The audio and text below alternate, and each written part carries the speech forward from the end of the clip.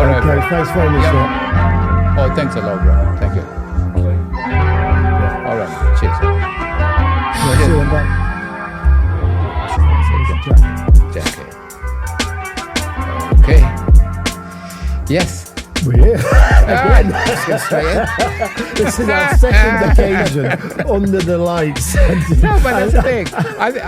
To be honest, I know. Initially, you were kind of hesitant about actually having the podcast here because it's saying we're losing the intimacy of the smallest. Well, no, it's me on camera, but we're fortunate. We've got Ryan, who looks far better than I do. You're far too We do kind. a lot of flattery. Far too on kind. This to get you on.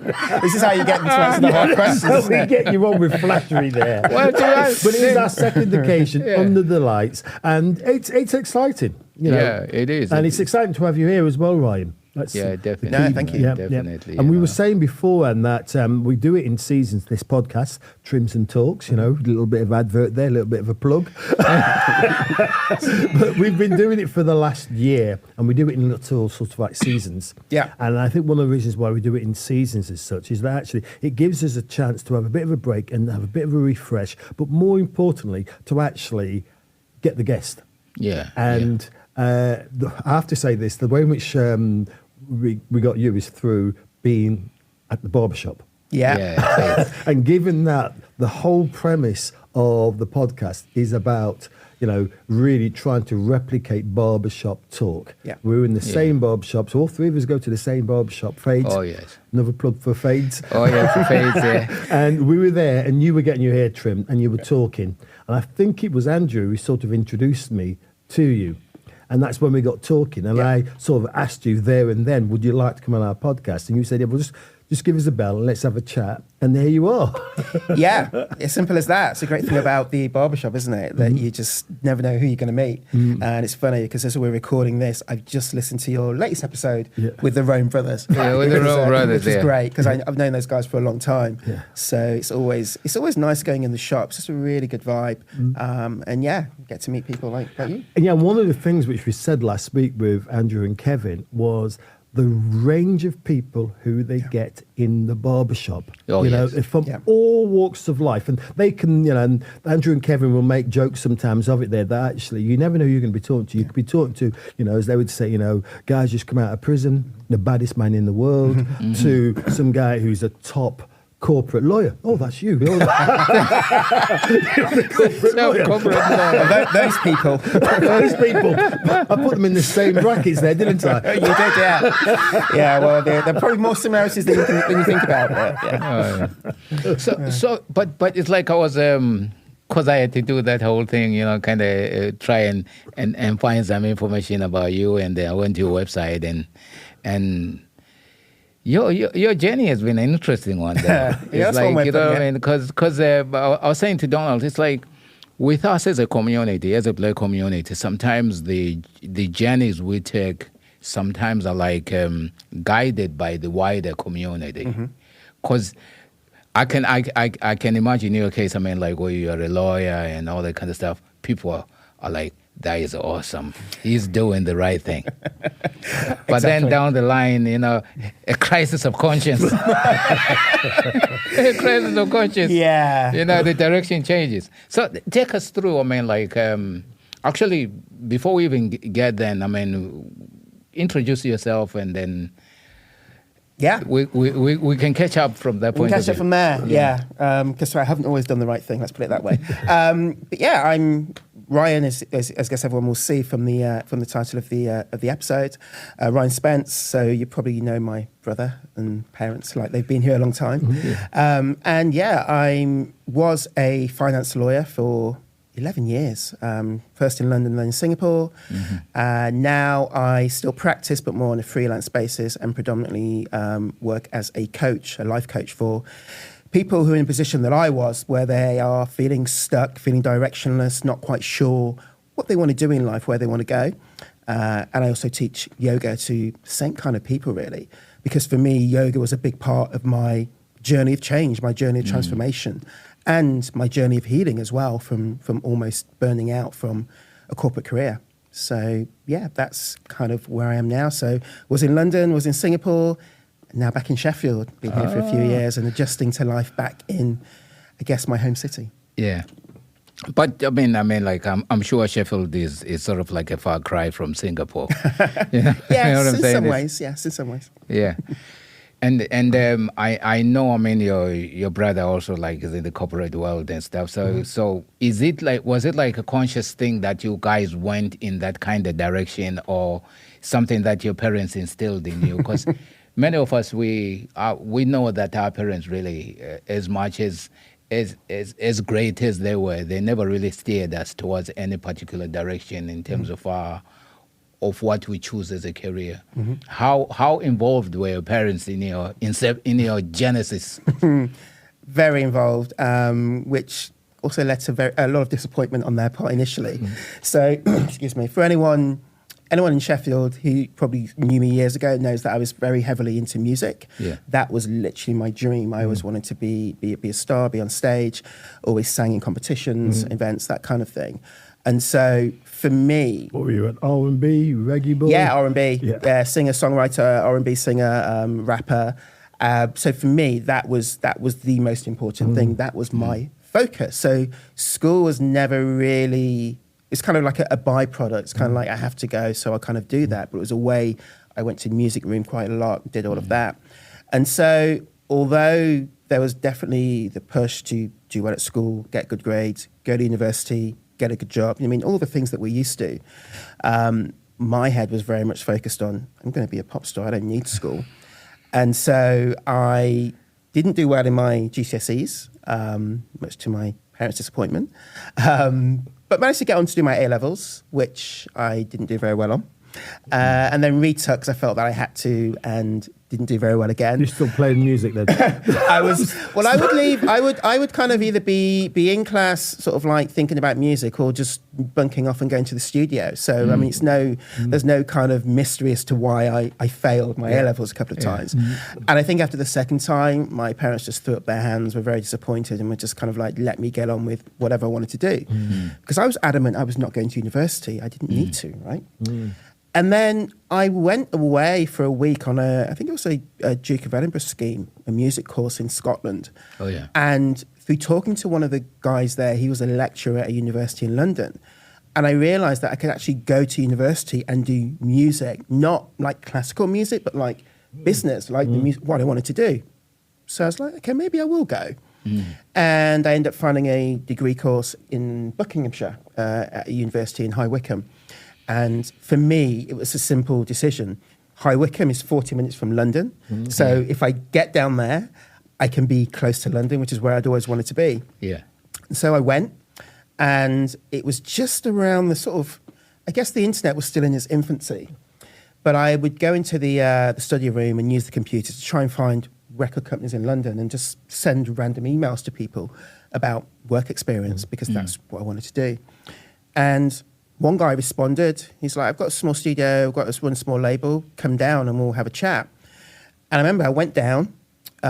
He was working on something. He looked at my sort of songbook and he's like, oh, I'm working on this song. It's not quite right. Do you want to have a go at rewriting it and maybe recording something? I did that. He loved it. I got paid. It's the first time I've been paid for anything in music. And we just kept in touch. And then he kind of invited me to kind of do work experience. He says, you can come down like a couple of days a week. I can't pay you, but I can give you expenses. And I just kept turning up every day. Every single day I would get on the train from High Wycombe to London, turn up at his door, do whatever, like hang out in the studio, make cups of tea, like so you've got a doggedness in you. Yeah. That's like, literally, this is my foot into the music business, right, after all these years. And so I ended up actually dropping out of university in my second year. So how do your parents feel now? Well, you see, exasperated. It's been a roller coaster for my parents, because obviously failed my A-levels, they washed their hands of me. Then I was like, oh, actually, no, I am going to go to university. That was great. I'm finally back on track. Oh, I'm dropping out of university. Yeah, that wasn't great. But there was a reason for that. I was in my second year of uni, and we were doing this assignment on music management, and we had to put together this press kit for an artist. And I was doing the same thing at the same time for the record label I was at. And I was doing that, and we were getting gigs off the back of what I'd done. So when I got the grade back at uni and they got a C for what I'd done, I was like, this doesn't make any sense to me because I'm doing this sort of theoretical thing and you're giving me a C grade, but I'm doing it in the real world and it's actually making money. It's actually working. I'm actually promoting a real artist with real music. I was like, there's no reason for me to be here. So so I dropped out and moved to London with no money, got a flat just literally around the corner from where I worked. And it was a house share as it is in London. The roof leaked when it rained. There was no living room. It was just like one room. And yeah, it was not a very nice place. But again, I was in London. Now I was where I'd always wanted to be. Yeah. And so for 4 years, that's what I did. I managed a few acts. I made a bit of money here and there. But it was very much a hand-to-mouth existence. Yeah. Some weeks I'd have a few £100s in my pockets because we'd done a few gigs. Yeah. Other weeks I would struggle to pay my rent. But yeah, I was, I guess, living my dream at the time and hoping that it would sort of turn into the bigger vision that I had for myself. So, during that period then, because, I mean, for lots of people, we all have dreams, we all have sort of ambitions, etc. And some people just simply can't get started. Yeah. They don't know how to get started. And one of the things which we've sort of seen is that lots of younger people, younger black men in particular there, are looking for other men, maybe a bit older, a bit more experienced, to say, well, how did you get started? How did you do it? And the thing which I'm hearing from people is that it's about doing life. Yeah. That you have to have that sense of, I'm going to go and do it. I'm going to take that leap and I'm going to give it a go. And I think David Campbell used a phrase there about every time you hear a no, you're nearer a yes. Oh, yeah. And that still takes quite a lot, doesn't it, for people? It goes against everything that we are conditioned to believe in many ways. So, there's the fear thing. So the idea of being rejected, like, that paralyzes people, right? Oh, Nobody wants to be told no in anything. And the easiest way to not be told no is to just not ask, right? Yes. Is to just not go for the thing that you want. So that definitely holds you back. And then you also got the conditioning, the societal conditioning. So you've got, if you grew up on a council estate like I did, you've got the street, you've got the people you see on the streets and what they're doing and what they are trying to get you involved in. You've got your parents and what they know and them trying to get you onto a different path. You've got the wider society, particularly back in the 80s, kind of telling you what you can and can't do as a young black man growing up in England. There were limits to what you can achieve. So you've got all of these different things coming at you. And if you don't have something that is a real passion, that you have a deeper meaning, that has a deep meaning to you, that you have a deeper reason for going for, then you're going to be swayed by one or all of those different things and not really know which way you're going in. I mean, Longani used the phrase, they're guardrails. I mean, guardrails can be quite a positive thing. They give you a bit of sort of safety, etc. But they can also be a sort of like paralyzing. Yeah, they can be. No, They can keep you where you are. Well, I see it more as a box. I mean, one of the things I do now and I talk a lot about now is helping people escape from the box. And because you're put into a box, sometimes from a very young age. I mean, as children, most people, you're allowed to kind of have certain dreams and aspirations because you're a kid and everyone looks at it as like quite childlike. But then there's that point where you're told you've got to knuckle down and be serious. You've got to focus at school. You've got to do these things. These ideas that you have about being a pop star or being a footballer or whatever it might be, they're not realistic. So you need to kind of come back to the real world. And I think that's the start of us kind of like retreating into ourselves and kind of ending up in this box of where people believe that we should be.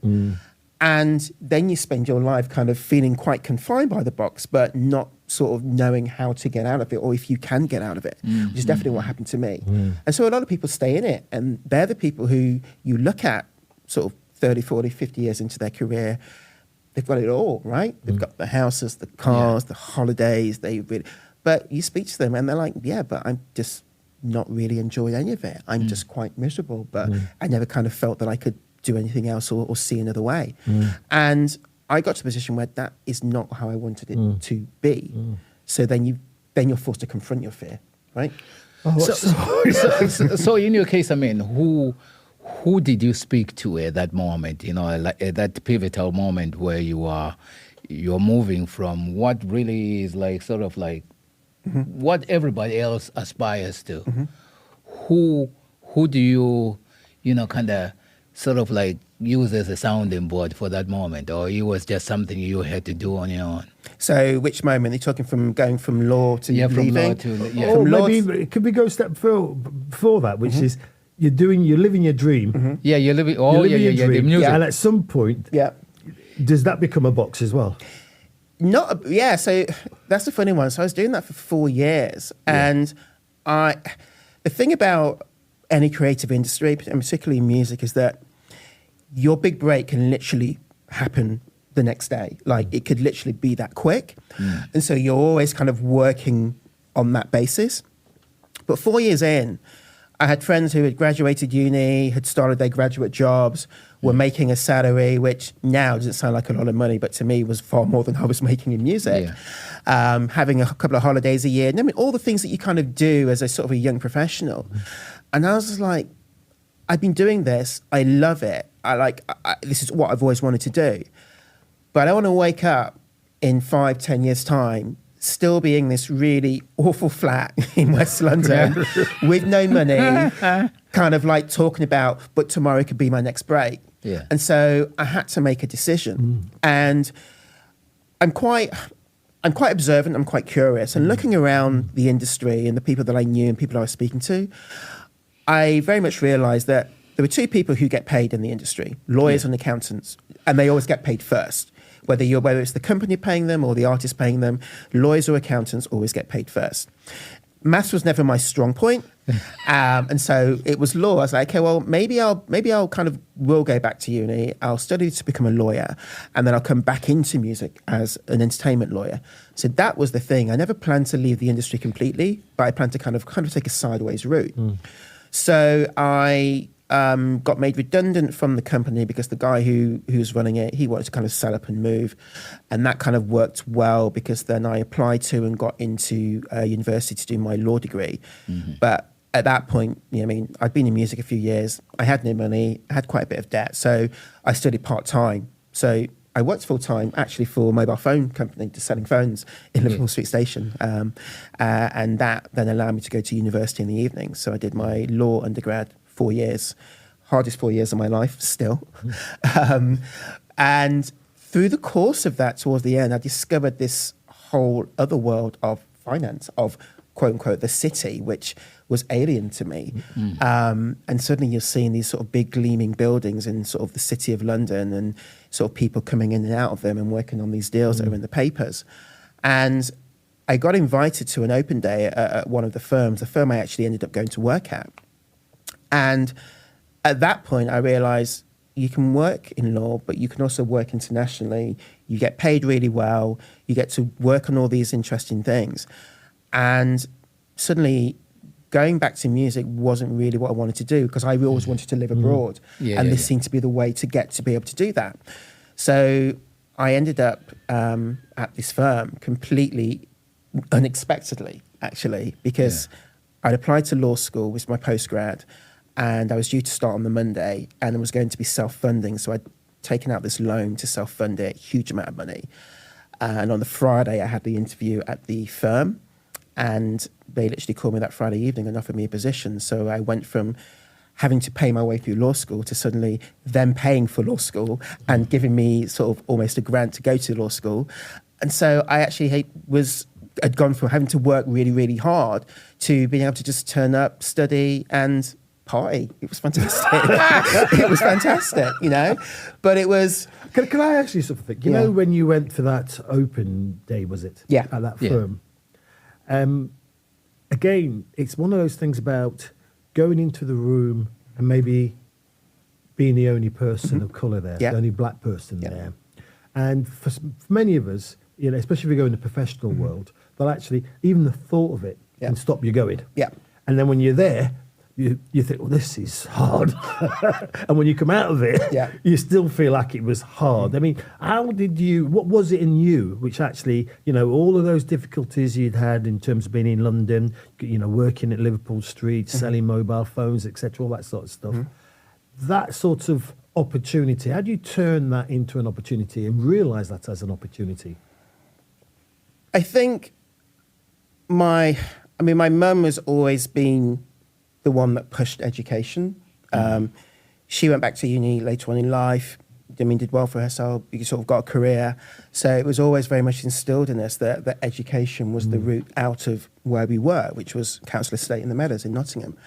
So even though I had decided to follow my passion of music and almost kind of reject that in a sense, there was still that within me. There was still the idea of hard work. But also, most importantly, to the point you mentioned at the start there, is that you belong. Like, you belong wherever you end up at. Like, you may be the only one there, but you have as much right to be there as anybody else.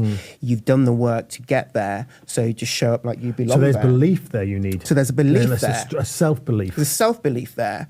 And I think also what I liked about the firm when I went to the open day is that the people that they kind of got in to speak to us weren't people who'd necessarily followed the traditional path straight from university. A lot of them had done other things. So although there weren't other people of colour there are other people who had done other things in life and then maybe come to law a bit later. So it kind of showed, my thing was always like, am I going to be like the oldest person in the room? Am I going to seem really out of place from fresh-faced graduates?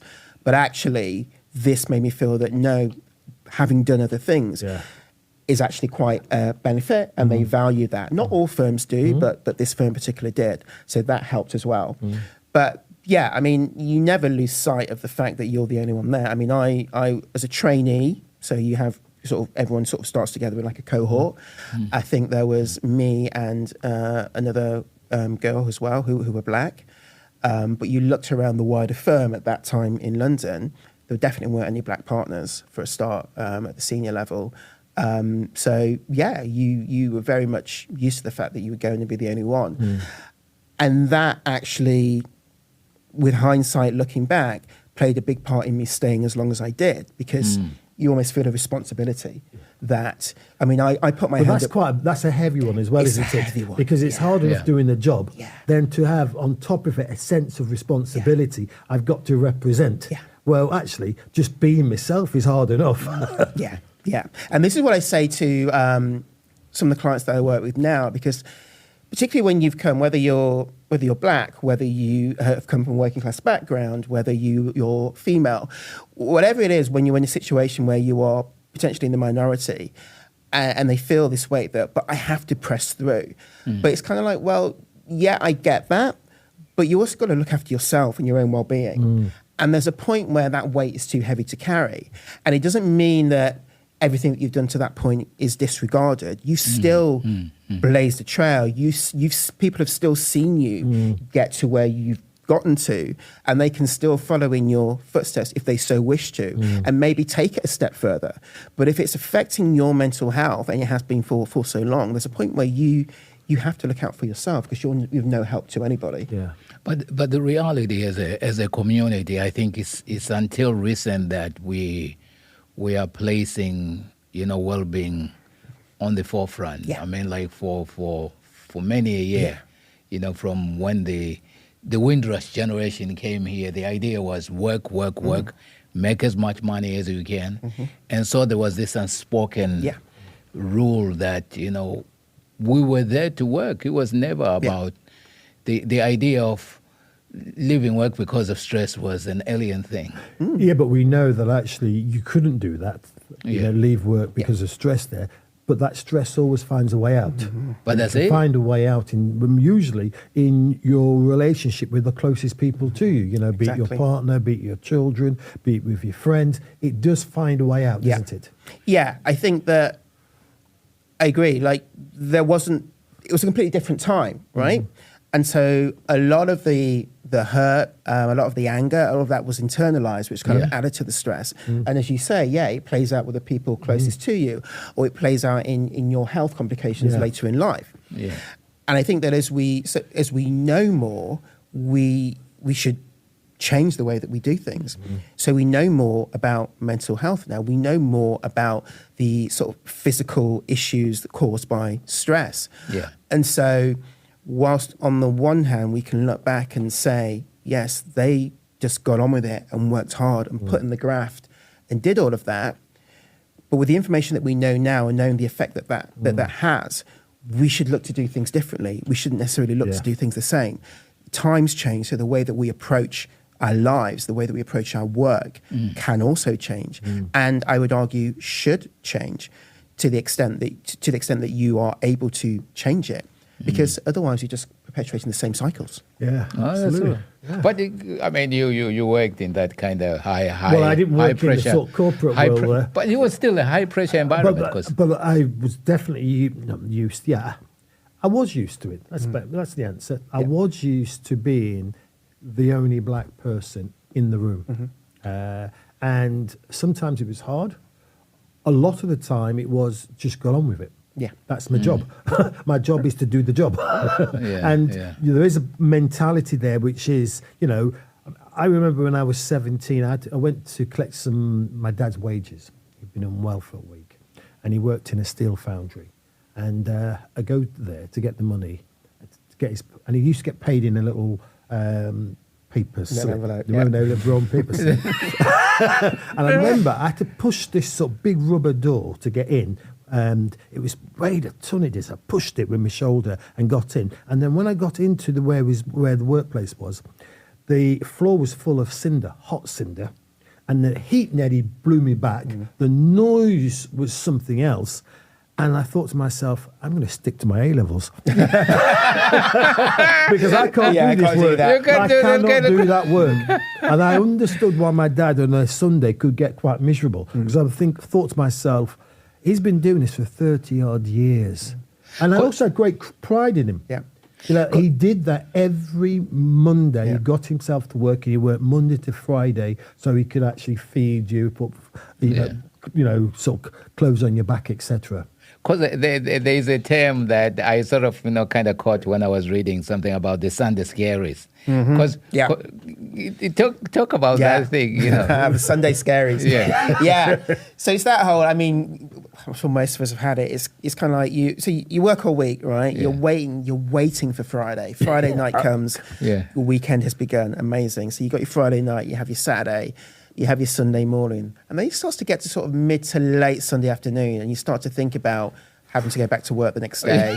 maybe the things that you didn't get to finish off on Friday that are going to come up the following week. And that kind of starts to turn into this big sort of ball of anxiety within you, to the point where sometimes you can barely sleep. You have struggle sleeping before you go back. But what happens, and it was Sunday scares is quite a common term, but what happens, and what happened with me, is that then starts to become a nightly thing. So it's no longer just Sundays. It's like every night you're dealing with this kind of anxiety, and it's like you're almost kind of living in this permanent state of fight or flight. Which again, going back to the stress point, is not a healthy way to live. And you can see how people in those situations, and they then start to self-medicate, whatever it might be. Without a doubt. Obviously, drinking is a big one. I'm particularly working in finance, working in the city. Like when I think back to kind of how much I used to drink. And not kind of like you would say, oh, I'm an alcoholic, but just to the point of you would finish a deal, you'd go out for drinks, or you'd finish work and you'd be like, oh, I just need to let off some steam. You go out for a couple of drinks. It might only be a couple here and there. Then you'd have a big night out, maybe on a Friday or Saturday. And this would be because whenever I go to London, and I'm in uptown in London, you're in a bar somewhere, and in central London, there's always lots of suits. At 6 o'clock. It's a way to let off steam. And they're making a bit of noise, etc. So you were one of those suits. Without a doubt. And also, the thing, like, I'd gone from basically making no money to actually making decent money. Like, I went from being in a position where if I was going out on a night out, it'd be like, I'd get the night bus home. Luckily working in music, a lot of the events I went to, you'd have free bar, maybe free food. So it was a cheap night out. But I went from that to kind of like getting a black cab just because, going out for dinner or just on a random Tuesday.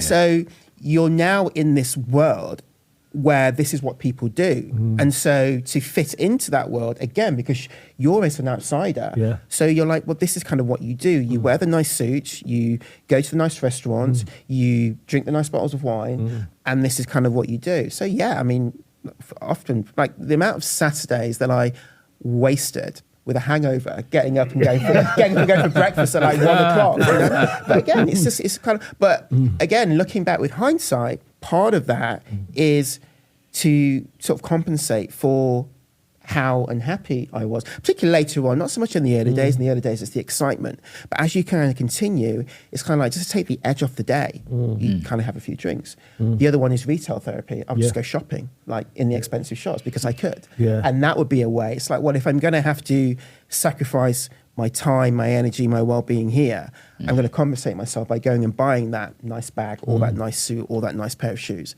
And yeah, they're the people who kind of go for harder stuff. They go for the drugs. They go for other things as well. So the level of sort of alcoholism and sort of cases of suicide as well in the legal profession is well known to be high because of the pressure that people and are you under. know, again, going back to the sense of growing up, you know, for you to be a lawyer, you know, a black person, a black man to become a lawyer, it's still seen as, you know, that's success. That is You know, success. and you know, it and, really is. you know, people look up to you, even if the people don't know you. They, he was a lawyer, this, that, and the other. He's a lawyer, and that's quite a weighty thing to carry as well, isn't it? Yeah. And I don't think I realised how weighty until I sort of admitted to myself that I actually didn't want to do it anymore. I think partly because I was away, like I wasn't in Sheffield. I mean, I was in London and then I was in Singapore. So I was kind of far enough away to not necessarily hear sort of people or have people saying to me, oh, you're a real success or whatever. I kind of knew it instinctively, but I wasn't kind of hearing it. But then, yeah, when you kind of know that that's kind of the perception that people have of you, you feel you kind of almost have to keep up the charade. Yeah. And so I was miserable for years and didn't really, I mean, in that world, everyone always says, oh yeah, I'm like, I had to stay at work all night again. It's really annoying or whatever. You kind of have those chats, but like to admit that you're deep down, like really miserable and actually can't really see a way out is something that doesn't necessarily happen that often. Well, no. I mean, for a lot of people there, that sort of acknowledgement has within it a sort of like admission of nearly failure. Yes. No, And all of us have been there where we've actually, you know, something about what we do in our sort of, we've worked hard for something, we're doing this, that, and the other, etc. And it feels like failure. And failure is just a horrible feeling. It sort of pit of your stomach, doesn't it? But with that said, I mean, like failure is never like, it's not like something that somebody says to you, okay, these are the steps you will take. If you fall below that, it's failure. It's something that it's pressure we put on ourselves in most cases, isn't it? It is pressure, but it's also social pressure, isn't It's social it, as pressure, well? yeah. Because you can feel, you know, other people, it's that sense of people judging you as well. Yeah. And it's important, I believe, that actually you have a recognition of others around you. Yeah. But at the same time is that, you know, you don't want to feel as if, you know, we're back to this box thing. But I have to be because that's the box I put myself in or I feel like I've been put in. Yeah. No, exactly. I want the box to be a bit bigger. So you want to wiggle grow your around a bit box, more. man. Figuring around and move, yeah. You want to grow your box. I mean, the failure thing is real. I mean, the amount of people, I mean, obviously, I was at my firm for 11 years, so you see people come and go. And you would hear some of the sort of snide sort of conversations when people would leave to maybe go in-house to sort of go and work for a company rather than a firm, or maybe go and do something completely different. Things like, oh yeah, well, they obviously couldn't hack it, or they weren't good enough or whatever. So you know that, not everybody, but you know that there's almost that perception. Then you also know that you are one of the only black faces where you are as well. So that, then I mean, there's like another layer to that perception and to kind of what people might say and how they might then perceive others who come after you. So there are all of these kind of layers to it which sort of stop you from simply saying, oh yeah, I don't want to do this anymore, I'm going to go and do something else. And you know what I mean, it takes a lot for you to really get to the point and admit to yourself that, okay, right, this isn't really going to work. And I say to, as I say to people, I say to clients all the time, everyone has their enough point. Like everyone gets to the point where they just can't do it anymore and they finally admit that to themselves. And that's different for everybody.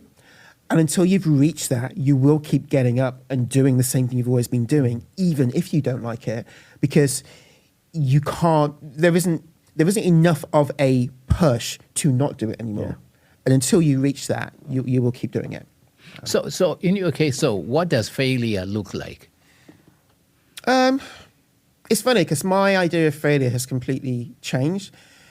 Failure is obviously seen as a negative. And so failure is one of those things where you look at someone and they try something and it doesn't work out the way that they expected it to, and you would call them a failure. Somebody wanted to be a pop star and they didn't make it onto top of the pops as it was then. They're a failure. Yeah. Do you know what I mean? Or somebody set out to start a business and their business flopped. You know what I mean? They're a failure. So that's kind of how I would have looked at failure before and how a lot of people look at failure. But how I look at it now is that failure is information. You try something, it may not work out the way you wanted it to work, but what can you take from that to then start your next thing? Yeah.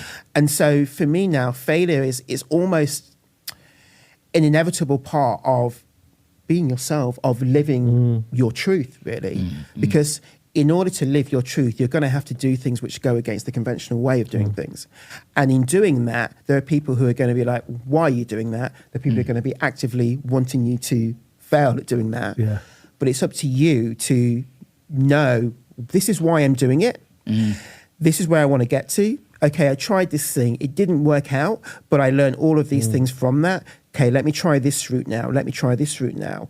And to keep using that failure to inform your decisions, to inform where it is Do you you want to go. feel then, in terms of the arc of your life there's always been an element of you being prepared to do that? I mean, you talked there about, your A-levels, then you go down to London, you get into music, you then go into law, and then you go to Singapore. There's always been, it seems like, a sort of like preparedness to sort of like create your own path as such. Yeah, different levels. I mean, I think definitely with the music thing, that was probably me at my most bold. I'm probably as bold now, if not bolder, but at that time, because it did sort of go so against everything that I've been told. And to just get down to London, to decide to drop out of university, to kind of put yourself out there, do all of these gigs, meet all of these people. I mean, that takes a... And we're not telling our viewers there, drop out of university. No, not at all. No, don't drop out of Look for that. But I guess my point is that there were very bold steps to take, knowing that they were going to be unpopular with the people around me and the people who cared most about me. But then when I moved into law, I think some of that boldness got removed because you're now in the more conventional world. It's like, this is how you do And you're things. getting compensated This is how well. this is how you become successful. I think the first year or two, I kind of still try to be a bit myself, but then you kind of like almost smooth some of the edges off to kind of fit in really and to kind of play the game. But I think within that, I definitely lost a lot of that boldness and sort of was more susceptible to giving into certain fears. And then it was only when I exited that world and kind of had this sigh of relief and that weight was lifted and I kind of saw all these opportunities available to me that I slowly started to, I guess, kind of push back against that fear and find that boldness again. So there's definitely been And periods. is that the sort of Singapore, leaving law in Singapore to return to the UK to do something very different? Yeah, although it wasn't immediately, the plan wasn't immediately to return to the UK like that. So obviously, my enough point happened in 2018, Christmas 2018. 2019 was really a year of discovery and challenge and kind of finding myself. Then I started completely out of the blue working with an ex-colleague who was a coach. I left in February 2020, I left the firm. 2020, obviously everyone knows what happened, pandemic. So the plan was to leave the firm, do my yoga teacher training. I was already practicing yoga then. Go to Bali for a month, then move back to the UK that summer, and then sort of start this new business. But with the pandemic, Singapore was the safest place to be. So I ended up staying there and kind of like trying to sort of build things out there. But yeah, that was definitely the period when I kind of felt that I was sort of starting to reconnect with myself and starting to, I guess, sort of step back into the person who I had been in terms of that boldness, that kind of determination to do something that was against the norm, I guess. Yeah. So I guess then for you, because many of us, we talk about the pandemic as this big monster that basically sought to consume us. But for some people, it worked for them because it was a time of introspection for a lot. I remember my wife saying to me once that, like, all of these people are complaining about lockdowns, because Singapore lockdown was really strict. You were literally allowed out an hour a day, and like they enforced that. Well, Singapore do strict, don't they? Yeah, they do strict. They do strict. But that's why it was safe. Yes. But she said to me, like, everyone's sort of complaining about lockdown. She says, "This is perfect for you." And I was like, "Yeah, I love it." I says, because I can just be in my house, like doing my own thing. And I was discovering all of these new things, and I was reading a lot, and I was connecting with people online. And I was just kind of like realizing that there were all of these things that I could do with my life, which before I'd never even thought about. Yeah. So I was kind of discovering a whole new world. And I think that whilst I was already going to be leaving before the pandemic became what the pandemic was, I think having that period where everybody was kind of locked down and to kind of explore and discover kind of really accelerated my personal growth, really. It sounds to me, you said explore and discover, those sorts of like phrases there. I think you may have also said curiosity. It seems to me as if for you, having opportunities to discover and explore and to be curious is important. And important for well-being as well. Yeah. Just staying the same, doing the same old. And for a lot of us, we do need routine, but actually you need to have this sort of, hopefully, a balance between routine and some new things. Oh, yeah. I don't think we're curious enough. But I think part of that's conditioning. I mean, how many of us as kids would ask questions and be told to kind of be quiet, or what I mean, because I said so, or curiosity killed the cat. All of that, curiosity. Right? Oh, yeah. But for me, curiosity is one of the things that allows us to really find our way, because it means that you don't just follow what you're told because you're told it. And I think that curiosity is also then what gets you down to, well, why? Why am I doing this? Why do I want to do this? And I think when you're really connected to the why, then that's kind of what gets you going. That's first of all how you get started. That's what helps you to push past the fear. That's also what helps you to keep going, and kind of when you hit those obstacles or those challenges, figure out a way around them, because you know where you want to go, you know why you want to get there. There's an innate need within you to do that thing. So therefore you'll find a way to do the thing, as opposed to I'm doing the thing because that's kind of what I should do. That's what I'm told you need to do to be successful. That's what my parents want me to do. That's what's expected of me. That's kind of never really going to push you beyond kind of the hard times. I mean, it's not going to help you to build that resilience. So who is in your corner at that time of change?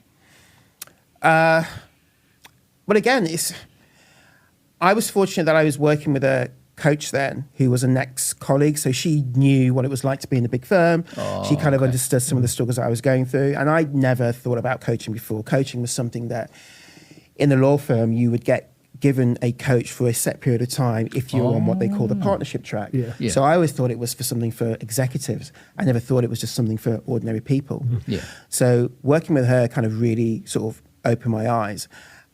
And I think because what I was dealing with was so kind of alien, like I couldn't go and sort of necessarily sort of say to my parents, yeah, I'm quitting law because I hate it and I'm miserable. Because going back to what we said before, the parents kind of worked hard doing things they didn't want to do because they kind of had to. And also, you knew that they were going to want to be supported, but they were also going to have their own fears, which are then going to be perpetrated upon yourself.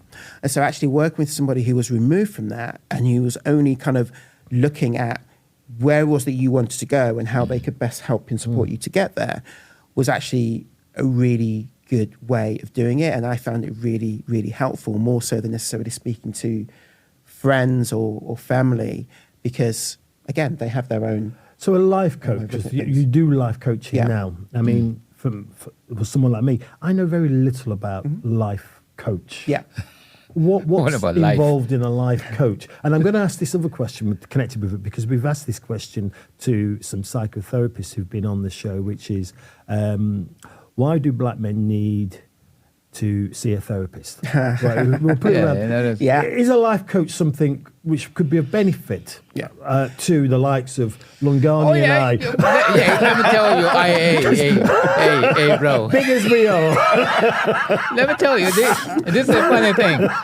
On a couple of occasions, I remember two sisters actually offering me the opportunity to coach me. And to me, I'm like, what does it really mean? You know, I mean, why do they sense like they need to offer me their services? Is my direction so transparently going in the wrong direction? A little meander here. Yeah, you know what I'm saying? So because we look at life, coaching and the therapist and is there a similarity? What's the difference? There is, but they are different worlds, but they are kind of working. Well, they're kind of different strands, kind of within the same world. Yeah. So I guess let's start with kind of what coaching is first of all, and I guess the easiest way is to kind of use the sporting analogy, because I guess when you start to talk about coaching or therapy, people automatically think, well, are you saying there's something wrong with me, right? There doesn't have to be something wrong with you to work with a coach or to work with a therapist. So you think of like the best sports people in the world. So, showing my age going back a bit, but you think of, say, the Michael Jordans or even like the LeBron Jameses of the world these days, right? They are at the top of the game, extremely talented. They still have coaches. Their coaches can't necessarily do what they can do on the basketball court or the football field or the tennis court, but they have other skills which are generally related to making that athlete the best they can be in all aspects. So, you've got the physical attributes, you've got the raw talent, but how do we get you mentally strong, mentally resilient? How do we get you visualizing so that you're in the game, but you're actually watching the game while you're in it? You've got that additional kind of vision to what's going on. So it's kind of like raising you to another level. So you transfer that into life. Think of somebody who's a lawyer, for example, who's in the world that I was in. Again, seen as successful, is doing all the right things, is getting paid very well, working on big deals. But maybe they feel like they don't have balance. They're not getting the time to see their family. They're just not getting the time to look after their health. They're tired all the time. Or they are at a crossroads and they're like, I'm not quite sure what I want to do in my career. Do I want to stay at this firm? Do I want to stay in this area? Do I want to go here? And so a coach is somebody who they can go and they can see and they can speak to, who is only invested in their success. They have no agenda. They're not a friend or a family member who's worrying, well, if you decide not to do this job anymore, how are we going to pay the mortgage? How are we going to have this lifestyle? Do you know what I mean? How are you going to... They're more... It's like, well, what is it for you? What is it that you want? Not what you think you should want. What is it that you want? And then what decisions are you making that are taking you away from that? And how can you develop habits and start making decisions that support that, what it is that you want, And some people, it's just a case of they just want to feel that additional edge. They want to have a little bit more energy when they get up in the morning. They want to have a little bit more clarity as to where they are heading, so they don't feel like they're just getting up every day and doing the same thing day in, day out, but without any real intention. Because that's how people wake up sort of 30 years down the line and be like, how the hell did I end up here? As you say that, I'm thinking a coach, as you describe it there, could be at any point in your life. So I'm someone who worked for 40 years in education. Then I retired and then started doing work at SACMA and now do 8 hours a week with SACMA. But I'm thinking, for many people of my age group, that actually the danger about not working is actually they do nothing. And they just get stuck with what they know. And it's just sort of like, it could be a 20-year period of sort of like sort of stagnating. So, that's a really good point, because retirement coaching is something that we're starting to see more of and see clients come to you with, because you have people who are maybe sort of in their mid to late 50s, so starting to think about retirement, and a coach can help them see, well, it sounds like an obvious question. What do you want your retirement to look like? Right? How many people get to retirement, wait all their life for retirement, get there, and then, don't know what to do with themselves? But asking yourself that question, what do I want my retirement to look like? And the earlier you ask that question, you can then start to plan for that. So, I mean, do you want to travel? Okay, well, what do you need to have in place for that to happen? I mean, you need to be in good health. You probably need to have a certain amount of money. Where do you want to travel? Do you still want to live where you live? Do you want to live elsewhere? Do you want to split your time? Do you want to be so a coach is going to start to help you ask and then answer all of these questions that enable you to then, when you get to retirement, you'll hit retirement with a very clear idea of how you want that to be. And I asked that question, obviously, for myself personally, but when you look at the population sort of profile, say, of the Afro-Caribbean community in Britain and in Sheffield, that sort of children of the Windrush is the biggest age group. No, it's true. 56 to about 60 to about 70. Yeah. That's the biggest age group there. And that means lots of us are starting to be or actually on that retirement track at the moment. And, is it a case of we have, we make the most of that period of time, or do we just simply tick over? Yeah, just tick over.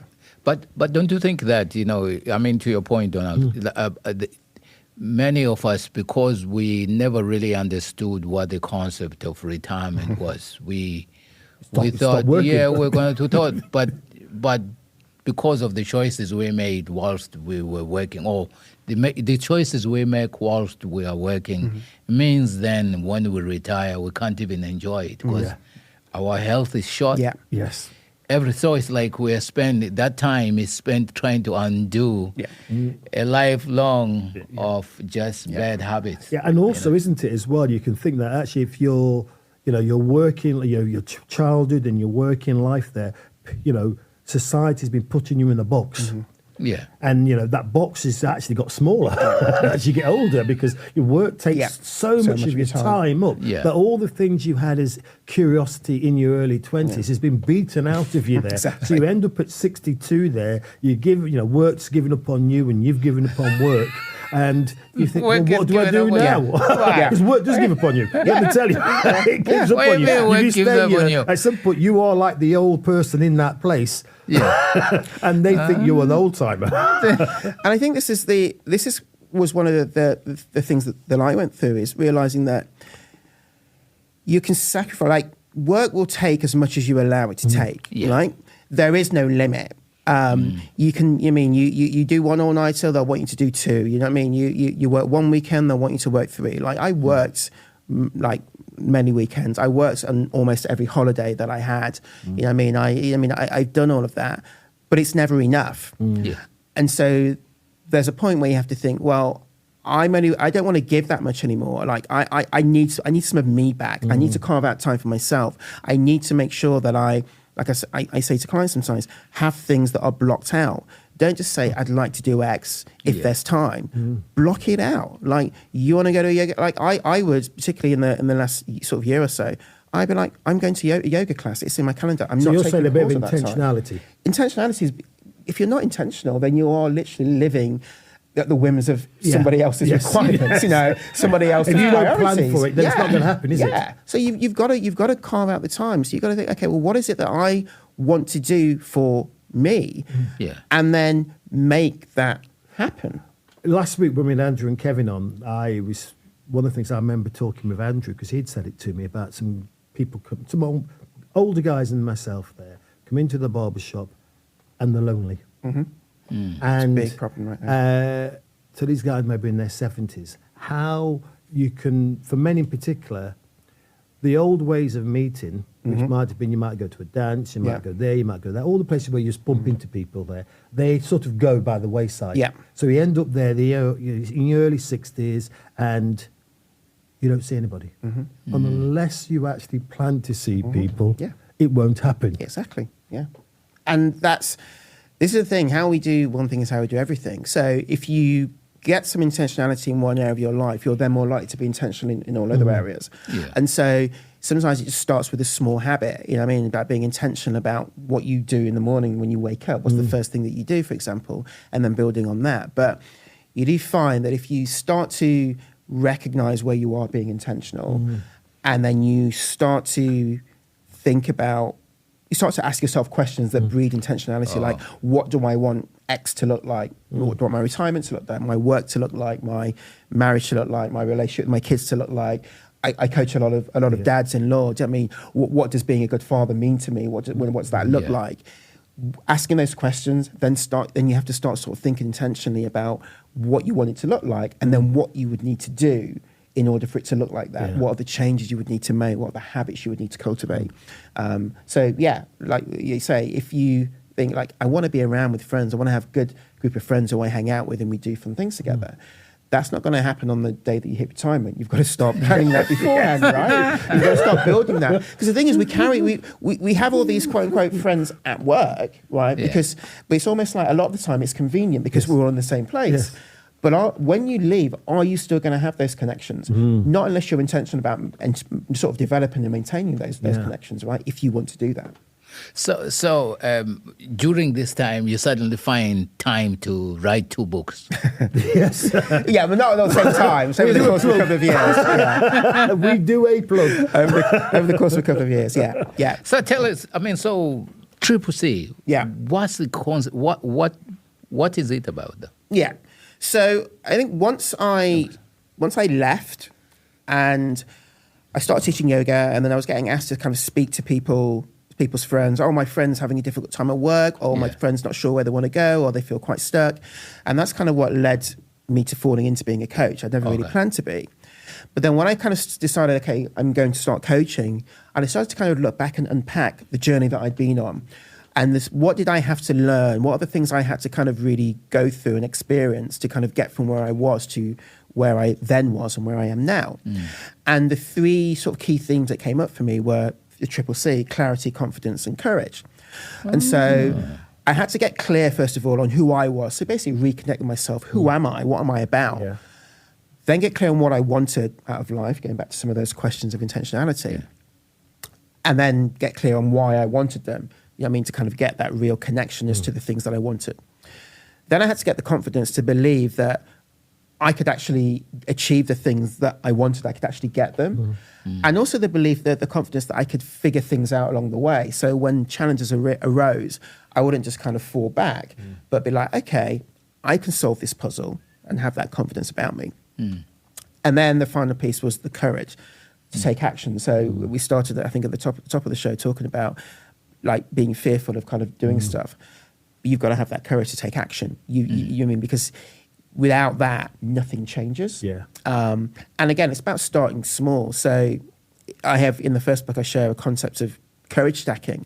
And it's about, you might have this big thing that you want to do, and that feels quite overwhelming and quite paralyzing.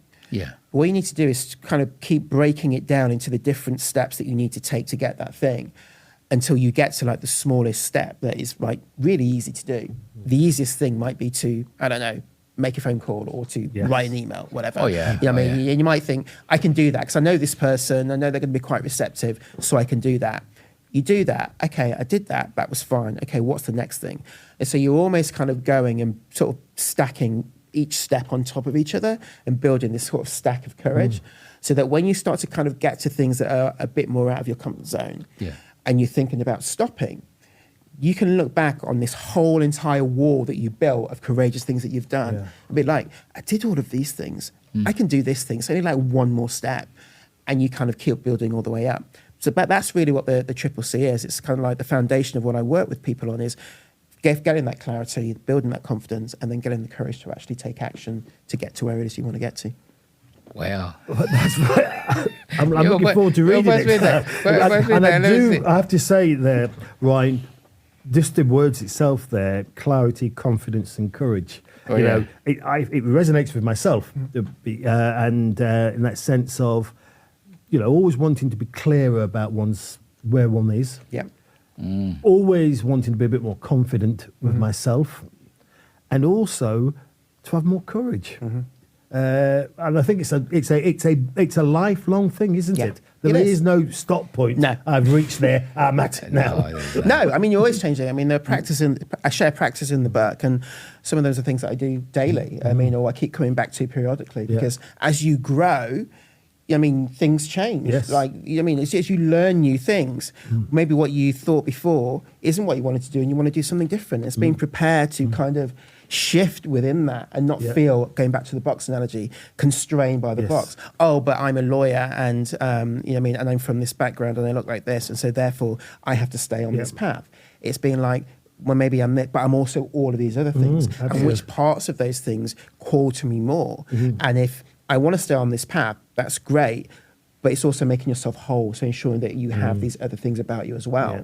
And if you want to leave that path, recognizing that you've done all of this work to get here, you've acquired all of these skills, this experience, this knowledge, these connections, that's only going to support you in the next part of your life or the next journey that you take. Well, I know we're now in the end. It's been brilliant, fascinating. No, it's amazing, to talk with you, and I know why I sort of asked you at Fade's Barbershop that time, would you come on the on the podcast there? Because just in those few minutes we spoke, I thought, I really want to talk to this guy some more. And I've really, really enjoyed it. I feel as if I've learned lots. Definitely. No. Dialogue is always a a learning process. Yeah. So I feel like the dialogue we've had has really been sort of like helpful for myself there. And I'm going to jump ahead here and say to Lungani, we must have this guy back on. No, for real, bro. No, this is the thing, because I know he has his own. You have your own podcast also, the Triple C podcast. Yeah.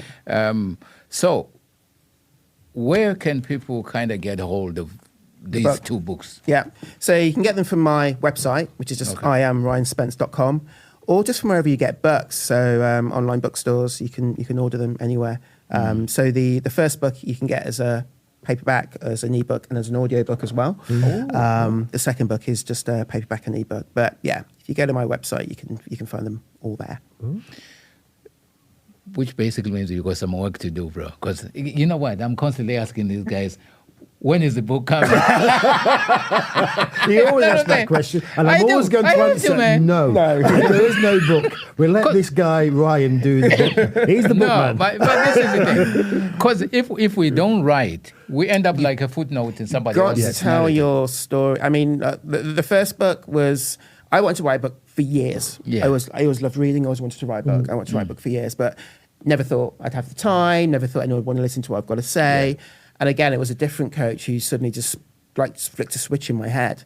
And I wrote the first book in like a couple of months, and literally it all came out. Yeah. And I think that, as you said, it's important that we tell our stories.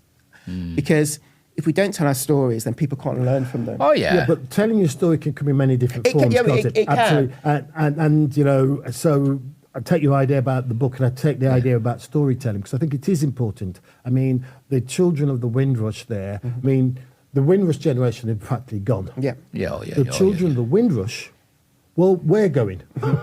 And that story has to be told more and more and more. And there's so many things for the children of the Windrush there. And when I say children of the Windrush, I'm really talking in the broadest sense. Of all those people of the African diaspora in Britain there. That story, those stories have to be told more because they haven't been told. And we haven't been told to one another. And then we've got our children, they need to know as well, and our grandchildren need to know, because it can easily be lost in a generation or two, those stories. True. No, exactly. And that's why, so writing books, writing blogs, things like this podcast are all good ways. But I think however people feel more comfortable, sharing your story, there's always that thing, is like, who wants to read it? But people will, because your story is going to resonate with somebody. It's going to help somebody. It's going to let somebody see that something is possible for them. So it isn't really about how many books you sell or what kind of awards you win. It is literally about, do you feel that you have something to share? And yes, I think that absolutely. I mean, to end off, we usually ask this question. So, what's your thing? I mean, I know you do a lot of things. I mean, you do yoga. What's your thing? What's that thing that actually places your well-being? Kind of, you feel like, oh yeah. Yeah, yoga without a doubt. I've been doing yoga for a long time, off and on. Originally just to stretch after football. And then particularly once I sort of started in law in the latter part of my career, it became a necessity to kind of just deal with the stress and the burnout. And that's kind of what led to me training to then be a teacher and still teaching now. And for me, I meditate every day for at least 10 minutes because that stillness just allows me to let everything slow down, to detach, and to just be. And I feel that if in a world where we have so many distractions, where we're expected to kind of, you know, I mean, if you get a WhatsApp message and somebody doesn't respond straight away, you're a bit like, what are they doing? I mean, having that intentionality about taking time to just be still and just be present with yourself is very important. So that's kind of what I do, and the practice of yoga, the physical practice as well, is it's just part of who I am now. It's not even a decision. It's just what I do to kind of reconnect with myself and figure out what's going on and get that clarity. Oh, thank you, bro. Yeah, Thank you. Man, we are better for meeting you, bro.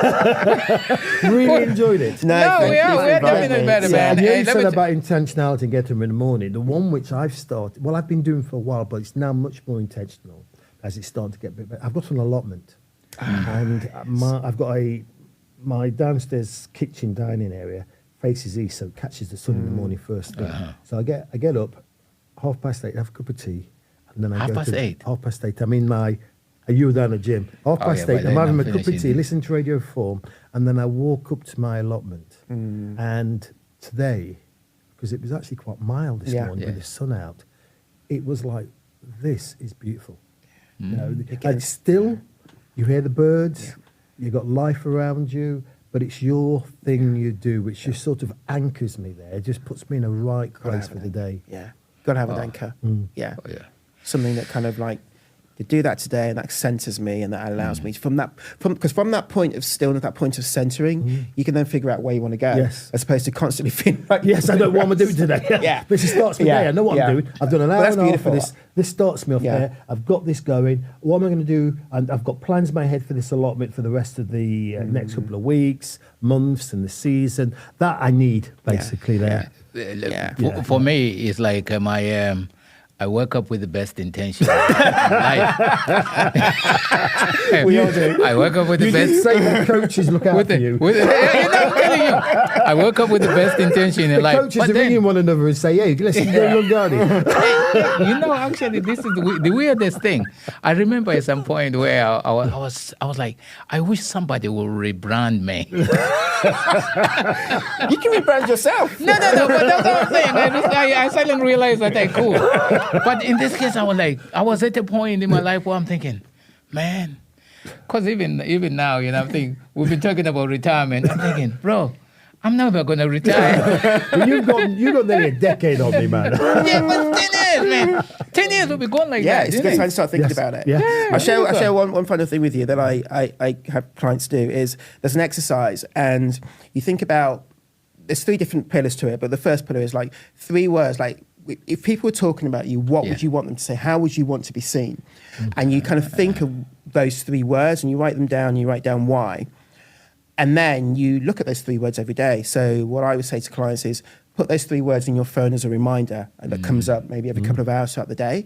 So as you're going through your day, you just stop as you look at that reminder and remind yourself, this is kind of how I want to be seen. This is kind of how I want to be. And then you can just do a quick check-in. Am I being like that right now? What's different? What do I need to shift? And what that does is it starts to kind of bring you. So getting back to your rebrand, it's like, okay, how you want to rebrand yourself? I don't know. What do you want to rebrand yourself as? like what? That's the thing. Let me tell you, I have no clue. Okay, well, that's the first thing. Think about, what is it? What do you want to be? What do you want to be? Like, how do you want to be seen? How do you want to feel? And then once you've got that, then you just, and again, it's just like small little shifts every day, just kind of bringing yourself back. Oh, okay, I said I would be, I don't know, I wanted to be generous, okay? I mean, have I been generous today? Well, I just kind of snapped that person's head off for X, Y, Z. Maybe I shouldn't have done that. Okay, right. So for the next couple of hours, okay, let me just focus on that one word for now. And then maybe after that, you focus on another word. But it's just a really good way of kind of reconnecting and kind of being intentional about how you show up each day to everybody. It can be quite powerful. Ooh, good one. It was for me. A meeting just like This 4 episode was for me, bro. You got title it. It was for me, man. I'm going to go ahead. Coaching session. We brought in a coach. We learned stuff. That's what I like to hear. Thanks a Well, lot. thank you very much, Ryan. Thanks so much for having me. It's been really great chatting with you guys. Talking to you. Yeah, I thank you really very much. enjoyed it. Yeah. Oh, man. Thank you for So joining now us today. I can do this. Don't forget to subscribe on your favorite podcast platform How's it going? and never miss an That episode. was fun. Until next time, It's nice because it's like, I guess we're all Keep in the same those room as well. It conversations feels more going. like a conversation. Yes. and the Because a lot of the clippers ones I've done, buzzing. it's like you're opposites from on the screen, which is good, but yeah, this just feels Yeah, we've I mean.